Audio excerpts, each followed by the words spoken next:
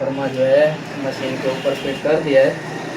تو انشاءاللہ ابھی ہم اس کی وائنڈنگ شروع کریں گے.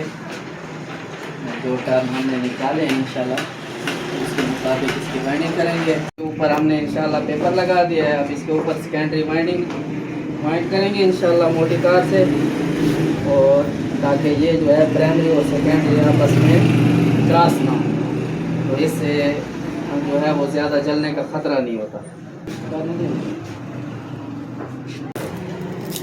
یہ ہم نے 110 وولٹ کے اوپر پرائمری وائنڈنگ ایک کوائل کی کر دی ہے.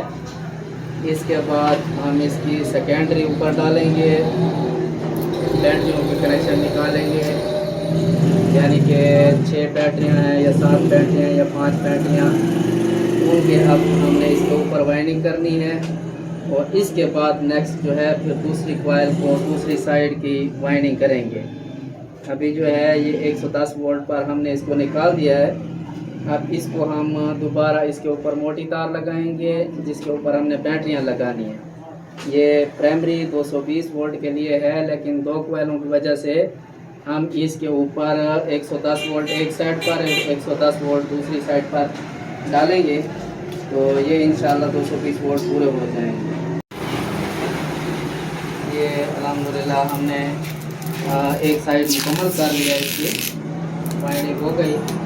ادھر ہم نے 4 بیٹریوں کے کنیکشن نکالے, باقی دوسری سائڈ پر امپیئر اور انشاءاللہ 3 بیٹریاں اور بھی نکالیں گے, اور امپیئر کے کنیکشن اور نکالیں گے, تو یہ 2 سائڈیں انشاءاللہ مکمل ہو جائیں گی. ابھی ایک کوائل ایک سائڈ ہماری مکمل ہو گئی. ماشاءاللہ یہ ہم نے دونوں کوائلیں وائنڈ کر دی ہیں.